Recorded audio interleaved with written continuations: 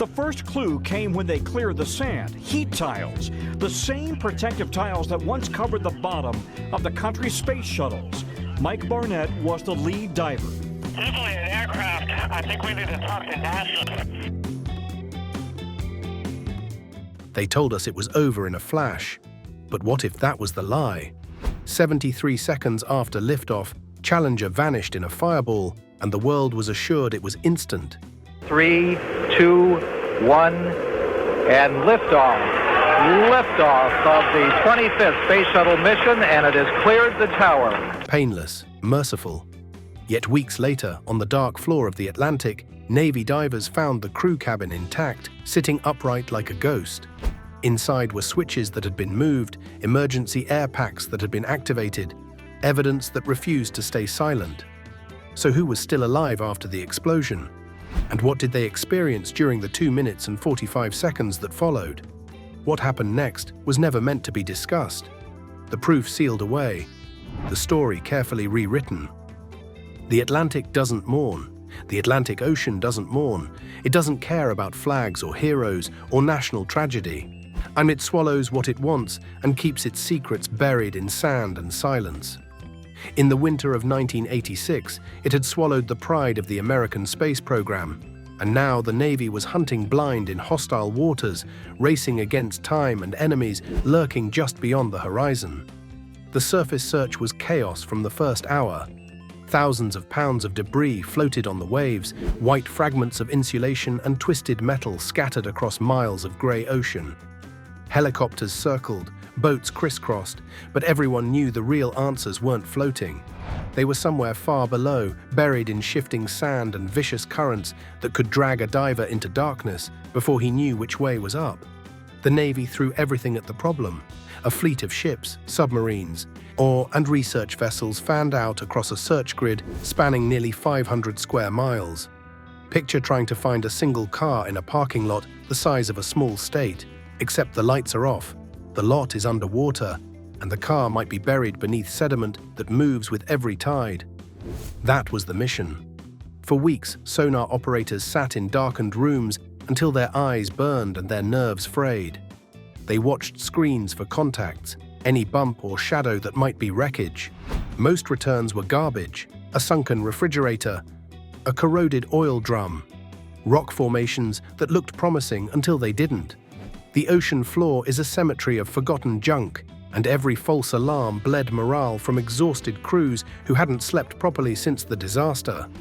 But the search had a problem beyond the technical, and a problem that injected paranoia into every decision. This was 1986, the Cold War at its most tense, and American ships weren't alone in those waters. Soviet intelligence vessels disguised as fishing trawlers sat just outside the exclusion zone, watching. These weren't fishermen, they were floating spy stations bristling with antennas, recording every radio transmission, photographing every movement. The fear was justified. If the Russians reached the wreckage first, they could steal technology from the shuttle's computers, its encryption systems, its revolutionary heat tiles. Worse, they could plant evidence and turn American tragedy into international humiliation. Navy commanders split their attention between searching for fallen astronauts and guarding against potential thieves. Astronaut Anne McClain is facing what may be the first allegation of a crime committed in space. Divers descended, knowing that somewhere in the gloom, a Soviet mini-sub might be watching. The tension was suffocating. Then in early March, the rhythm broke. The USS Preserver was running a routine side-scan sonar sweep in a sector marked low probability. Nobody expected anything. The operator on duty watched the waterfall display, that scrolling portrait of the seafloor painted by sound waves, when a signature appeared that made him freeze. It wasn't the chaotic scatter of debris. When aircraft hit water at speed, they shred into confetti, small pieces spread over miles, sonar returns like static. This was different. This was hard, solid, sharp edges, geometry. Nature doesn't build right angles. Nature doesn't drop boxy structures onto flat sand plains. The operator called the bridge. The ship circled back and painted the contact again from a different angle. The image sharpened. A large object, roughly 30 feet long, sitting heavy in the silt, partially buried but unmistakably artificial. The room went silent. It didn't match the wings. It wasn't the tail, it wasn't the cargo bay doors. Only one piece of the shuttle matched those dimensions. Everyone knew before anyone spoke. It was the crew compartment. But something was wrong with the signature. It was too intact. The shuttle had been ripped apart at 46,000 feet. The public believed the vehicle had vaporized, yet the shadow on that screen suggested a massive section had survived the fireball and the fall. And if the compartment was intact, the astronauts might have been inside when it struck the water. The commander ordered divers to suit up. This was no longer salvage. This was a descent into a tomb. As they prepared to enter black water, the sonar kept pinging that object below, steady and rhythmic, like a heartbeat in the deep. The ocean was about to surrender a secret that would shatter everything the world believed about how 7 astronauts died. Cold rubber, hot fire. To understand the horror waiting on that ocean floor, we need to rewind. Back to the morning of January 28, 1986, when 7 astronauts climbed into a spacecraft that should never have left the ground. The official story is simple. A rubber seal failed because it was cold. That's the textbook version, neat and digestible, but the truth is far more disturbing. Florida was locked in a freak cold snap that morning. Temperatures had crashed into the 20s, turning the launch pad into something out of a nightmare. Massive icicles hung from the service structure, some nearly a foot long, while the safety team worried about ice shearing off during liftoff and damaging the thermal tiles. But the real danger was invisible, hidden inside the solid rocket boosters. The rubber O-rings, designed to seal the booster joints, had transformed overnight. Cold had turned flexible rubber into brittle plastic. They could no longer flex, they could no longer seal. And the engineers who built them knew it. Morton Thiokol held an emergency teleconference with NASA the night before launch. Their message was desperate and unambiguous. Do not launch. The O-rings cannot function below 53 degrees. It was 28 degrees at the pad. They presented data. They showed charts.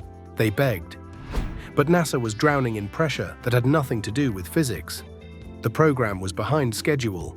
They needed to prove the shuttle was reliable, routine, safe as commercial aviation. Millions of schoolchildren were waiting to watch teacher Krista McAuliffe broadcast a lesson from orbit. Another delay meant bad headlines. In that teleconference, the engineers were told to stop thinking like engineers and start thinking like managers.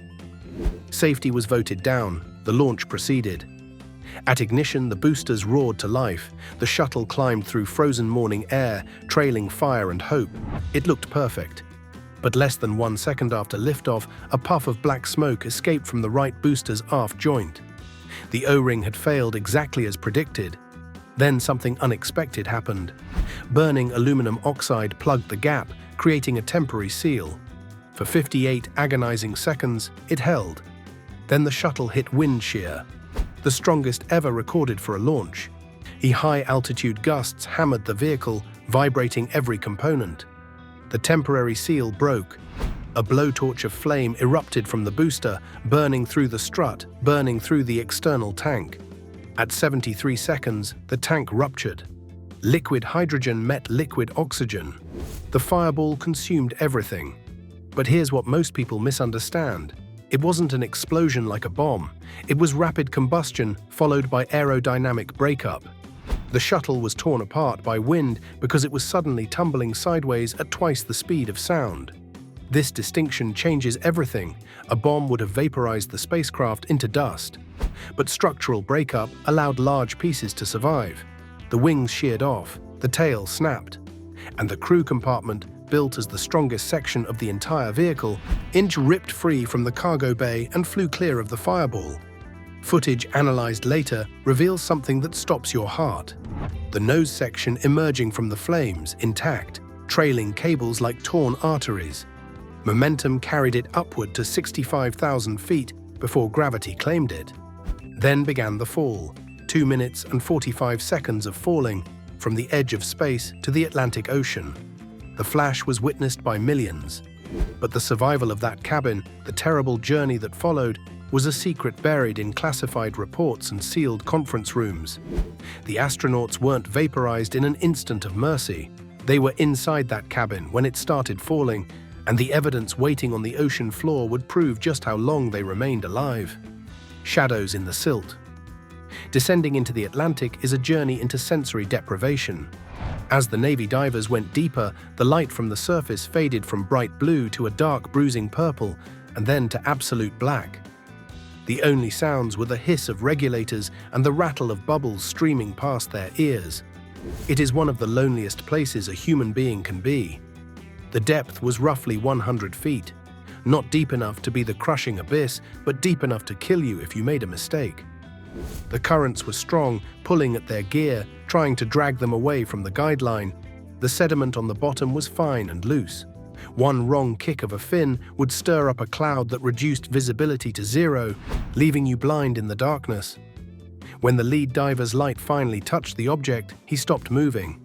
The sonar hadn't lied. A massive structure sat on the ocean floor, upright, listing slightly to one side in the sand. White thermal tiles, scorched and missing in patches, revealed the aluminum skin beneath. Cables and wires floated around it like the tentacles of some mechanical sea creature. It was the forward fuselage, the cockpit. The windows were the most haunting part, thick, reinforced glass, still intact after everything. Through the murky water, the divers could see into the flight deck. It wasn't empty. The seats were there. The control panels were there. The crew was there. The official report on the condition of the remains is classified, and out of respect, we won't describe what the divers encountered in detail. But we can say this: the cabin had held together. It hadn't been crushed like aluminum foil. The impact had deformed it, flattened sections where the structure met the ocean at 200 miles per hour, but it was still recognizable as a room. You could still identify where each astronaut had been sitting. This discovery sent a shockwave through the recovery team. Everyone had hoped, in the grim way people hope during tragedies, that the destruction had been total and instant. Finding the cabin largely intact meant the forces in the air hadn't been enough to end their lives. It meant the fall had. The divers worked with extreme care. This wasn't just a salvage operation anymore, it was a crime scene. They documented everything: the position of switches, the condition of helmets, the location of personal effects. Strange details emerged: a flight checklist floating near a window, a helmet that wasn't properly secured. The scene suggested activity, movement, people doing things in those final moments. And there were other oddities. The cabin wasn't exactly where calculations predicted it should be. The heavy structure shouldn't have drifted far, but it was found at a distance that made some engineers wonder if the pilots had somehow managed to steer it during the fall. Could they have controlled, even briefly, what was essentially a 30-foot brick tumbling through the atmosphere? The psychological toll on the dive teams was immense. These were hardened Navy professionals who had seen everything the ocean could throw at a person. But surfacing from those dives changed them. They were quiet in the mess hall. They didn't joke. They had seen the faces of national heroes, and they had seen evidence that the ending wasn't what anyone had been told. When the cabin was finally rigged for lifting, the weather turned, as if the ocean itself was reluctant to give up what it had claimed. The sea grew rough, the crane strained under the weight. Slowly, painfully, the shattered heart of the Challenger broke the surface. Water cascaded from the windows as the wreckage was lowered onto the deck. The crew stood in silence, hats removed, as the remains were covered with tarps. But the real revelation was still coming, because when engineers cleaned the salt water from the instrument panels and examined the settings, they found something that changed everything. 3 switches had been flipped. 3 switches that could only be moved by a human hand. 3 switches that were in positions they couldn't have been in at the moment of the explosion. Someone had moved them after the shuttle broke apart. Falling awake. This is the part of the story that NASA didn't want to discuss. The part that took years to leak to the public. The part that transforms the Challenger disaster from a story of institutional failure into something far more haunting. When investigators examined the cockpit in the laboratory, they focused on the personal egress air packs, emergency oxygen supplies mounted on the back of each seat. These weren't connected to the shuttle's main systems. They were standalone units designed to provide breathable air if astronauts needed to evacuate in an emergency. To activate them, you had to reach behind your head and flip a switch, or have someone else do it for you. 4 of the packs were recovered from the wreckage. 3 of them had been activated. A pilot Mike Smith's pack was turned on, but his pack was mounted behind his seat in a position he couldn't reach while strapped in. That means someone else activated it for him. Either mission specialist Ellison Onizuka or Judith Resnick, who were seated behind Smith, had reached forward in those moments after the breakup and turned on his air supply. Think about what this means. It proves, beyond any doubt, that for at least several seconds after the shuttle came apart, the crew was alive. They were conscious. They were working the problem. They weren't vaporized. They weren't unconscious. They were astronauts doing their jobs in the face of impossible circumstances. There's more. The pilot's right-hand instrument panel showed that multiple electrical switches had been moved. Smith was trying to restore power to the cockpit, and he was attempting to regain control of a spacecraft that no longer existed around him, fighting until the very last moment he had. NASA officially maintains that the crew lost consciousness quickly due to cabin depressurization. They say the astronauts likely passed out within seconds from lack of oxygen and were unaware during the fall. Maybe that's true. Maybe the cabin breached and the thin air at 60,000 feet rendered them unconscious before they could understand what was happening. But the activated air packs suggest otherwise. If they had time to reach across the cabin and turn on emergency oxygen, they had time to know exactly what was happening. The timeline is devastating to consider. The cabin separated from the rest of the shuttle at 46,000 feet. Momentum carried it up to 65,000 feet before gravity took over. Then it fell for 2 minutes and 45 seconds. If the cabin held its pressure, the crew would have been awake for the entire descent. They would have seen the sky change from black to blue through those windows. They would have heard the roar of wind increasing as air density rose. They would have felt the weightlessness of freefall, the disorientation of tumbling, the crushing G-forces of the spin, and they would have known there was no parachute, no ejection system, nothing that could save them. The early shuttle designs had ejection seats, but they were removed to save weight and because they were deemed unnecessary for a spacecraft that was supposed to be as safe as an airliner. There was no way out. And the impact with the ocean occurred at approximately 200 miles per hour, generating forces of over 200 Gs. That impact was not survivable, but the fall, those 165 seconds of falling, might have been endured in full consciousness. When this information eventually leaked years after the disaster, public outrage was intense. People felt betrayed. NASA had allowed the instant death narrative to stand because it was easier. For the families, for the public, for the program's future. Admitting that the astronauts fell conscious to their deaths made the negligence of launching in freezing temperatures feel less like a mistake and more like something unforgivable. The crew of the Challenger, Commander Dick Scobie, pilot Mike Smith, mission specialists Judith Resnick, Ellison Onizuka, and Ronald McNair, and payload specialist Gregory Jarvis and teacher Krista McAuliffe didn't die in a flash of fire. They died as astronauts, working the problem, trying to save each other, professionals to the very end. The heroism of their final moments makes the tragedy even harder to bear. Buried secrets. The wreckage of the Space Shuttle Challenger is not on display in any museum. To NASA exhibitions, Smithsonian's National Air and Space Museum in Washington. You won't find it in the Smithsonian alongside the Apollo capsules and Mercury spacecraft. Instead, it rests in a decommissioned missile silo at Cape Canaveral, sealed in concrete. NASA literally buried the evidence. Not to hide it, they would say, but to honor it. They treat the silo as a tomb, a final resting place for a machine that became a coffin. Every few years, another piece of debris washes up on a Florida beach. Is a ghostly reminder from 1986 that the ocean hasn't finished telling its story. The conspiracy theories have never stopped. Some are absurd, claims that the astronauts faked their deaths and are living under assumed identities, that UFOs interfered with the launch, that the crew compartment was found somewhere other than where officials claimed. These theories are disrespectful and thoroughly debunked, but they persist because people want villains more complicated than frozen rubber and bureaucratic cowardice. Other theories have more troubling elements. The presence of Soviet intelligence ships during the recovery was real. The fear that Russians might steal technology or plant evidence was genuine enough that the Navy dropped warning charges to scare off unidentified submarines in the search area. The Cold War paranoia wasn't imaginary. But the real conspiracy, if you want to call it that, was far more mundane and far more damning. It was a room full of managers looking at data showing probable disaster and choosing to launch anyway because they didn't want bad publicity. It was engineers being told to stop thinking like engineers. It was an institution that had grown so confident in its own infallibility that it couldn't hear warnings screaming at it from its own people. The divers who touched that wreckage, who looked through those windows, who brought the cabin to the surface, they know the truth better than anyone. They didn't see laser burns or alien artifacts or evidence of sabotage. They saw a machine that failed because human beings ignored the laws of physics and the pleas of those who understood them. They saw the consequences of hubris sealed in silt and salt water.